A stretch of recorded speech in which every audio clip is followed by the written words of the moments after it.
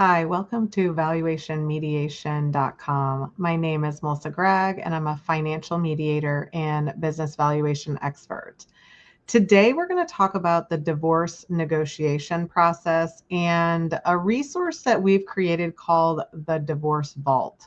Now, most of the time, people kind of feel like their divorce is spiraling out of control and they want to give up because either your people aren't listening to you, your team's not supporting you, or things just aren't working very well, and you're either out of money, out of patience, or out of luck.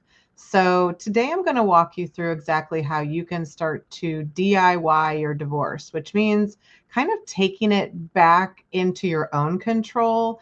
And we talk about how you're going to have to be the hero. So this could include downloading the right financial disclosure documents, putting together a position statement, creating your own settlement offer, and then negotiating like a professional without waiting for somebody else to come in and save you, basically. So we're going to cover a lot of the strategic and emotional sides of divorce, from healing, your money story, making a power move in mediation. And I'm going to show you how the Divorce Vault, which is about 50 plus hours of training and information and downloads and specialty guides, of how that could be your starting point, your shortcut, your safety net, your everything. Okay. So let's kind of get started. And this is going to be more in a rapid fire kind of question and answer process. So I hope you receive a ton of benefit.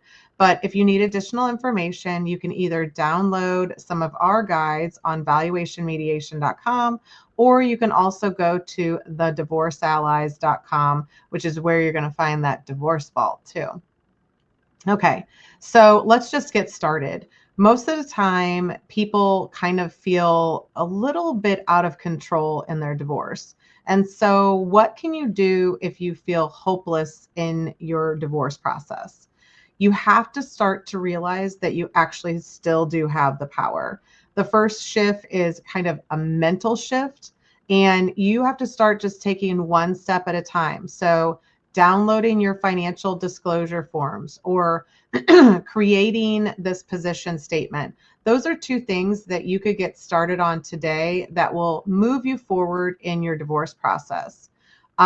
This week, we actually had 3 women who negotiated their own divorce in mediation alone with their spouse and a mediator. And that's some powerful stuff. So maybe this sort of hopelessness that you're feeling is just a sign that you don't have enough information. You don't have all of the tools that you need to make you feel confident and really a force to be reckoned with in that mediation. And so the moment you start to see your numbers in a spreadsheet and you start to move them from column to column, you can start to see what options you have. If you go through that process, and we offer strategy sessions, 90-minute sessions for very reasonable rates, but you can start to see what your options are. And quite frankly, succeeding in mediation is going to be about knowing your options, knowing what the next step is, and kind of being a couple steps ahead of everyone else in the process. So this is also why you might want to consider the Divorce Vault as your starting point, so that you can get some templates, you can get the financial disclosure checklist, and it's kind of your easiest way to start to regain control of this process. You're going to start to notice that you have to be the advocate. You have to start doing some of these things because the rest of your team is not, or you're going to be paying people a lot of money to do things that probably you can push some of them forward. Have them kind of be the final review, right? Take a look at some documents, review a final settlement offer, and then push it over to the other side. Okay, so is it possible to DIY my divorce if I can't even afford a lawyer? Yes, but it takes preparation, it takes commitment. It's going to be your part-time job. And this doesn't mean that you don't need a lawyer to kind of file the paperwork or finish the paperwork, but it means that you may not be able to afford $20,000 to $50,000 to hire somebody to do everything for you. And so most people actually don't even want to spend that amount of money to prepare for divorce, but you still need to put in your own hours of research. So again, when we talk about the divorce vault, that's going to be like 50 hours of research, 50 hours of somebody taking you from step 1 to step 500. But that is the price of having some freedom to be able to do what you need to do in your own divorce. And quite frankly, most people should probably be doing some of this preparation, even if they have hired an entire team, because it's going to make everybody more efficient. Okay, so where do you start if you feel completely lost in the divorce process? You got to start with the facts. You have to start with your finances. You have to start pulling down from your state's website the financial disclosure forms. So that's typically going to be a property statement and an income and expense statement. So what does that mean? It means you're going to need to start pulling together all of the financial statements for all of the accounts that you at least know you own. Another good place to start is pulling your credit report. So your credit report could be a great start of just looking at all of the accounts that you are named on. Maybe you didn't even know you had an old Marshall's card or a Macy's card, right? Start to pull together those pieces of information. Start to pull together your mortgage statement. Pull together, if you have any VIN numbers for your cars. These are easy things that just take time, effort, and you to be focused on so that you're pulling it all together. At a minimum, part of what you can do is get yourself really efficient so that you are presenting this information to your team in a very concise format. So what happens if you are being financially manipulated during your divorce? Well, this is going to show up in missing documents, in people not allowing you to have information in discovery. It means that they are going to resist giving you statements for bank accounts. They're going to resist giving you access to certain accounts. These types of things, or even vague answers, right? Resistance when you ask questions. So some of these could be like, oh, don't worry about that. Or, we'll get you that information eventually. And the reality is, the more they fight to give you certain documents, the odds are you're probably on the right path. And so you need to be persistent and you need to be understanding of what you are allowed to see and what you're not allowed to see. For example, if you don't have access to your tax returns and you've maybe never seen them, you can go to your accountant, because whatever accountant put that together, you are their client. Okay. And so that means that if you go and request prior tax returns, they're going to have to give it to you.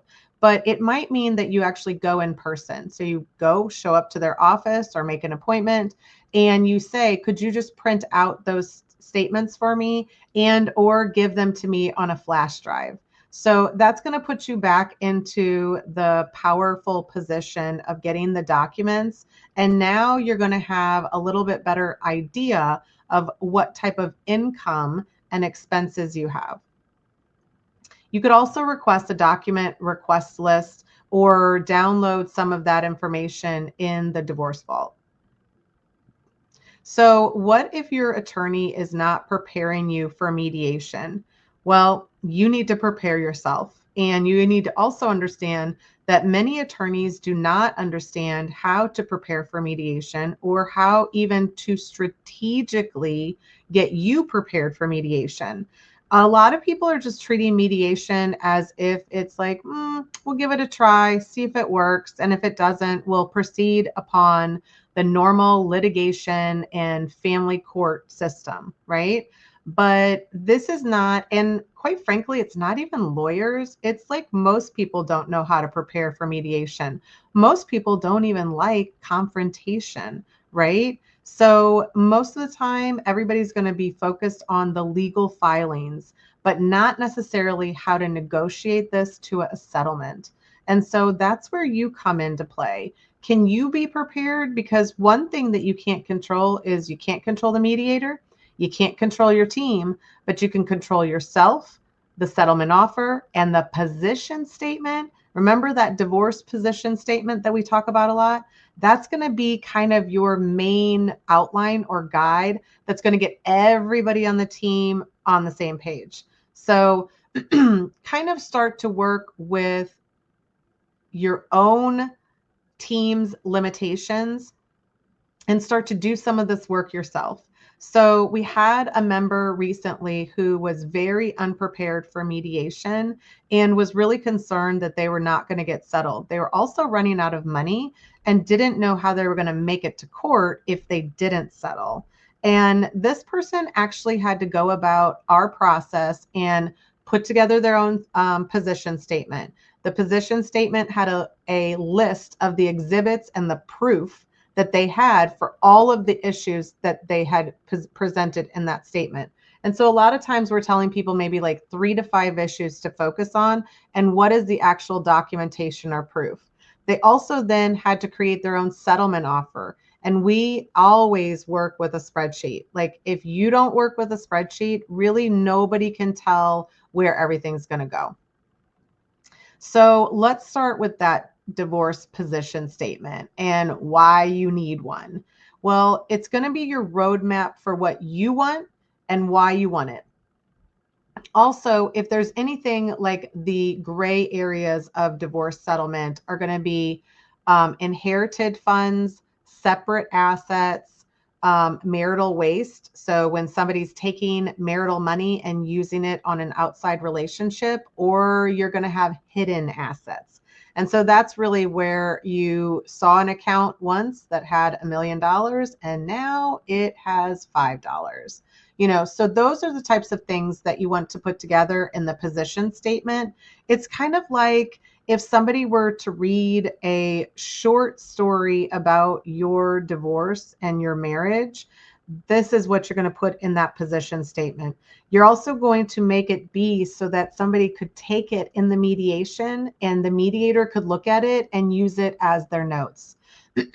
So some of these things are going to just be a timeline or your top 5 issues or your proof and your exhibits. So let's say you also want to put together a financial disclosure or understand what is necessary in your state. These are all going to be on the state's court website, and they are typically free and available for the public. There also is usually a guide that's going to walk you through how to fill out those disclosures online or how to submit them to the court. Typically, before you can even file for divorce, you're going to need to pull together these financial disclosures or you're going to pay a lawyer to fill them out for you. But let's not be confused. They are not always easy to fill out, but you also maybe shouldn't pay somebody to do it for yourself, right? This is going to be a big piece of the negotiation process, is understanding your financials, understanding what you have, what debt you have, and how you're going to determine what you want to keep. So it gets you started, it gets you thinking about these things. And if you can see what they look like, then it's going to have you a better idea of what you need to do to file them in your state. So how should you organize your divorce paperwork? Well, a lot of times we want you to organize it in some sort of reasonable fashion. And so that could be digital folders online, labeled by category. So you could have your financial disclosures, your property statement, your bank statements, your tax returns, exhibits for trial, important emails, important text messages. And again, this could be that you're working about 1 to 2 hours every day to pull together this information. And a lot of this preparation is going to make it so that when you get to mediation, you're already going to have all of these documents ready when you need them. So what is a property statement in divorce? Essentially, it's going to list everything you own and owe. So that means houses, cars, bank statements, retirement assets. It's also going to be bank debt. So it could be credit cards, it could be mortgages, it could be car loans, all of these types of things. So you're literally going to list like house, the address, it's worth $350,000. There's a mortgage of negative 200,000. And so now the equity is 150,000. So it very clearly shows what you have and what you owe, but it also is typically going to have two columns, okay? And so one is going to be, is it going to go in your column or is it going to go in your spouse's column? And at the end of the day, when you add up each of those columns, are they split somewhat evenly? Now, again, remember I talked about those gray areas, which could be inheritance or separate assets. Those are going to be areas where you may not split everything equal, okay? But if you believe that there's a separate asset or your spouse believes there's a separate asset, typically the state is going to say that that person has the burden of proof, which means if you say it's separate, you need to prove that it's separate. You need to have that information that's going to show that either that money or house or property was gifted to you. There could be a gift tax return. There could be some sort of loan. You know, if you've borrowed money from your family, do you have a loan? Have you made payments? These are all questions that they're going to ask you if you need to prove it out in court. So start to pull together some of that information. If you received an inheritance and you helped put some of that money down on the house, typically there's going to be a formula in your state that's going to determine, is there a portion that you can then separate as a separate asset? But again, the proof is the person who wants to claim that the asset is separate. Okay, do I really need to research for 50 hours to DIY my divorce? Yes, probably. And it's probably going to be worth every single minute. I mean, think of those 50 hours. Let's say you're paying somebody, I don't know, $300 an hour to do that work. You're looking at potentially like 15,000 plus dollars just to educate yourself on this process, you know, because instead you're going to start asking your lawyer questions every single week. And then you're going to get frustrated that they charge you to answer those questions, right? When at this point you have Google, you have ChatGPT, you have Gemini, you have the resources that we have called the Divorce Vault. All of these things are accessible, and our vault is typically cheaper than 2 hours with a professional.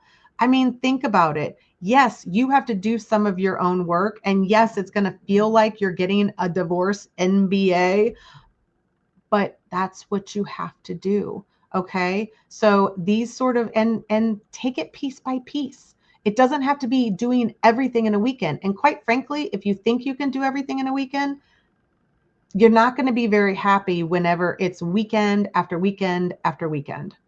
Okay.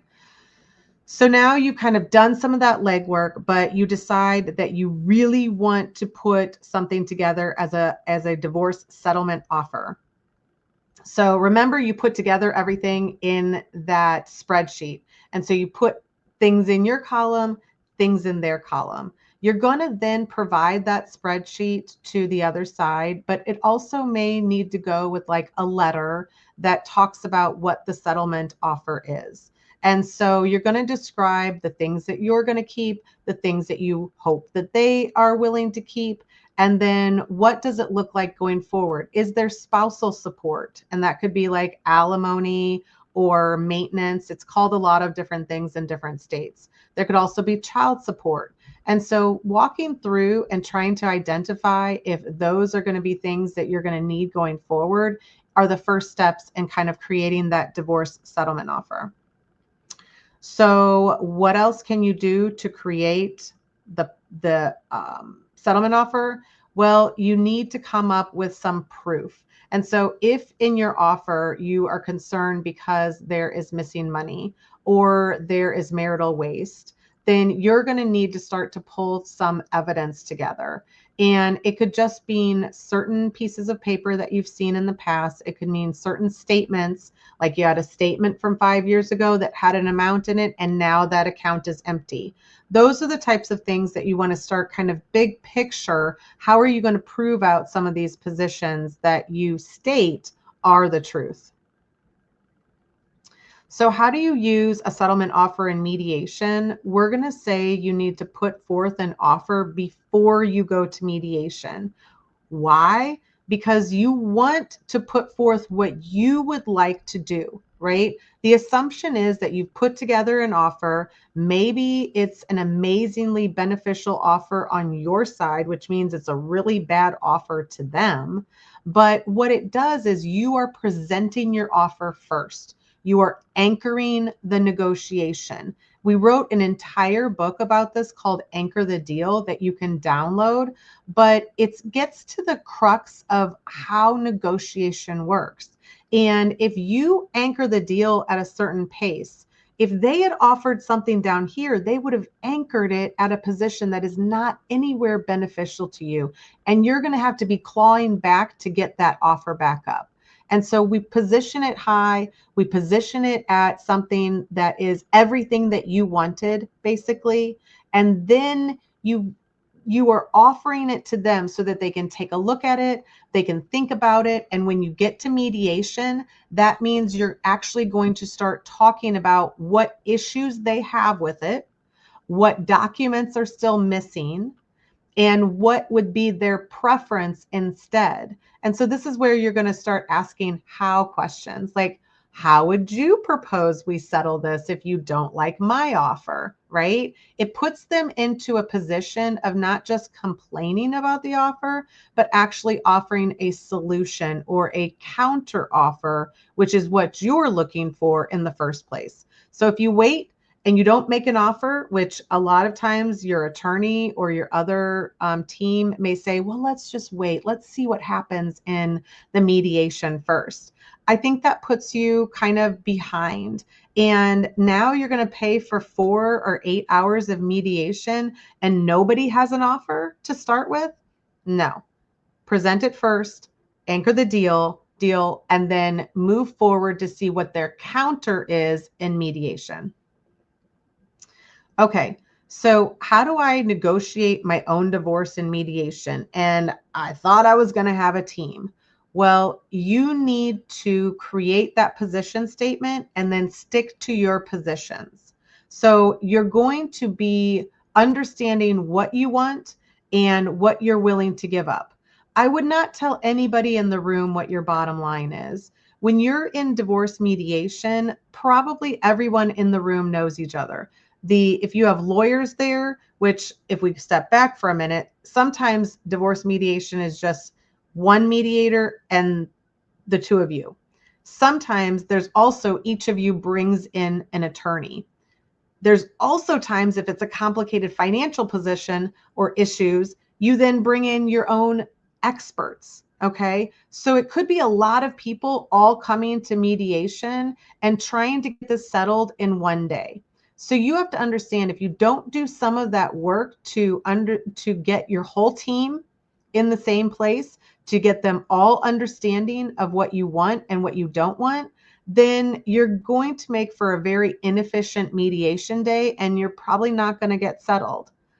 The other thing is that you need to know what you're willing to give up. You need to know what is your bottom line. Again, don't tell everybody your bottom line, but know in the back of your head what you're willing to walk away with. The other thing is, at the end, you're going to say no twice. And that means that at the end, everybody's going to pressure you to do a deal, right? We're already so far in. We're only $25,000 away. We're only $500,000 away. We're only $1 million away. Whatever it is, if you make a last offer within like an hour of the mediation ending, and they come back and they're like, well, we'll give you half of that. We'll give you a portion of that. Just say no. And then send the mediator over to get what you asked for. And if he comes back and he doesn't get you any further, say no again. Say no twice.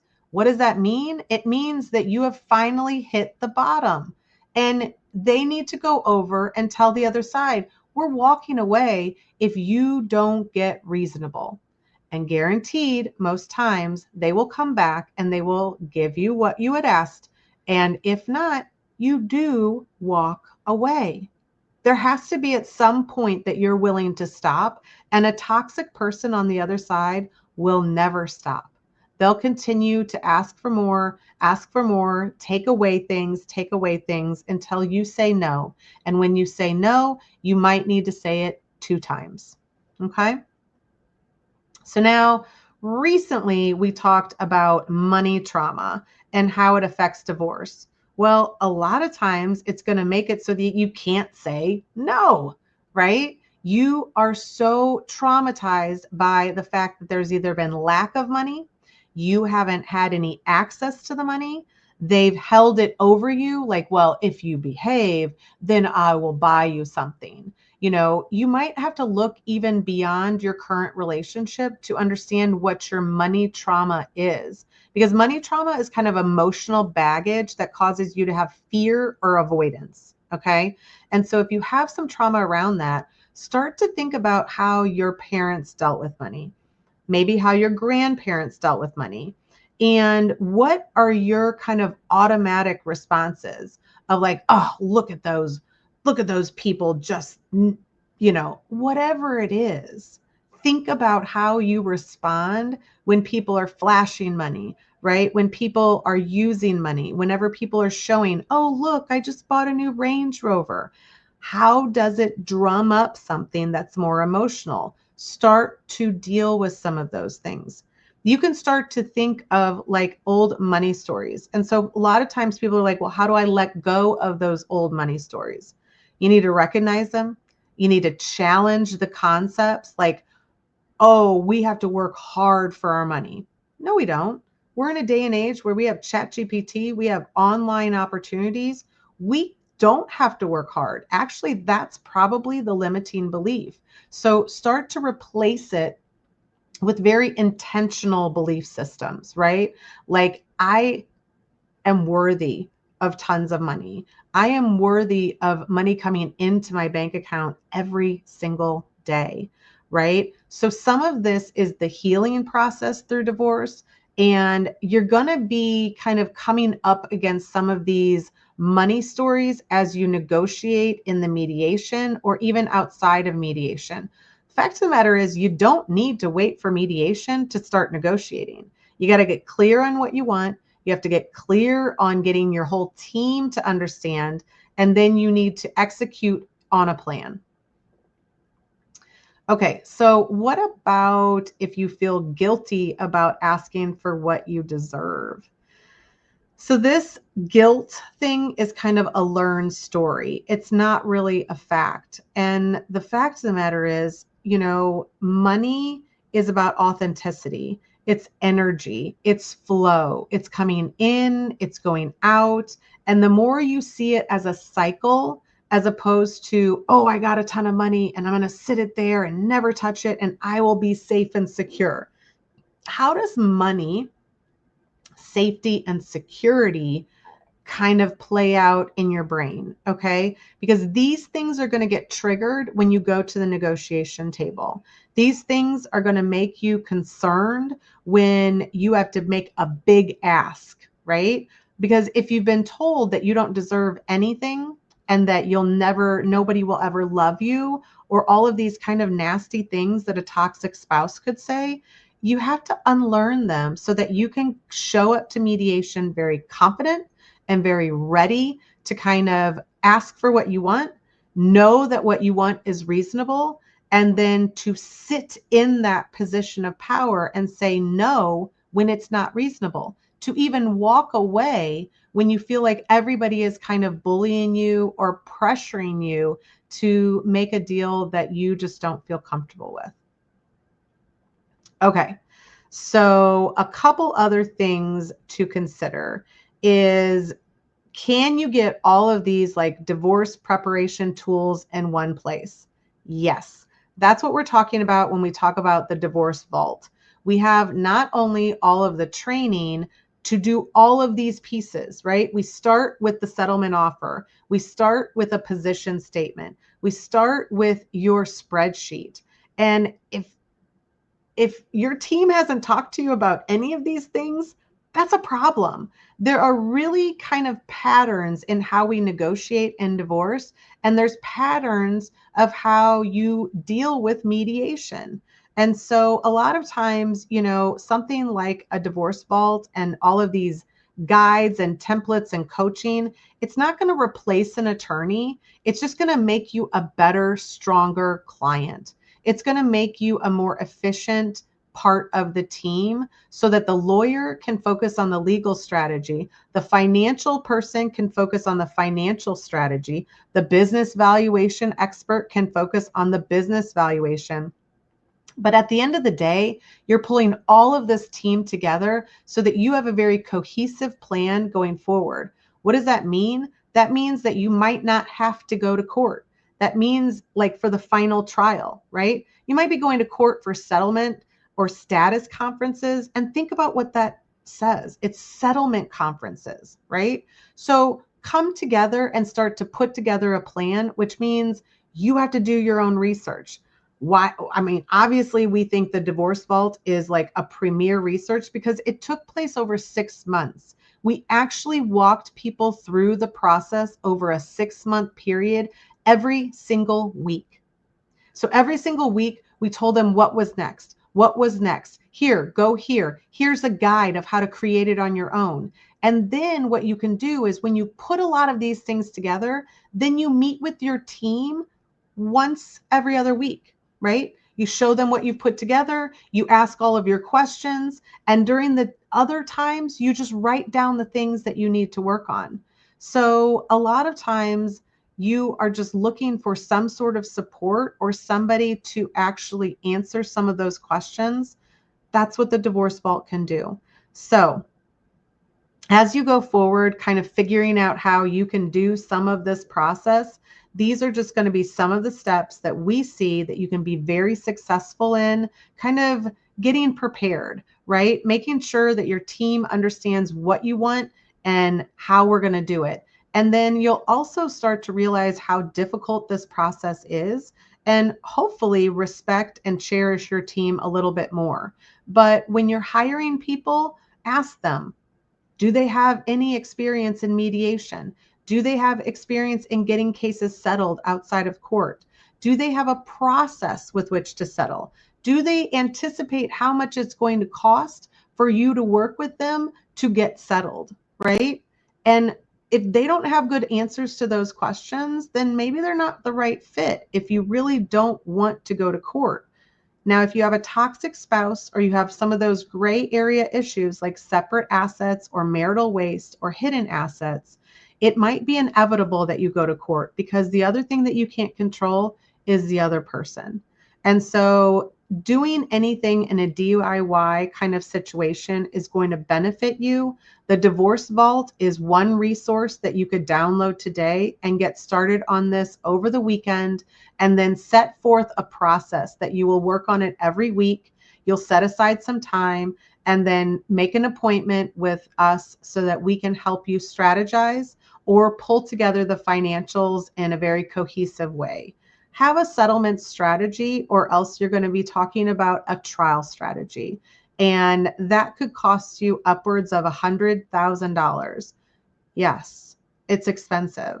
So why not take some more power back and make a power move in divorce? And if you need that guide, it's also available on our website. So check back with us. We'll be creating new content all the time, but take this into your own hands and really create a settlement situation that you can be a part of and you can be proud of.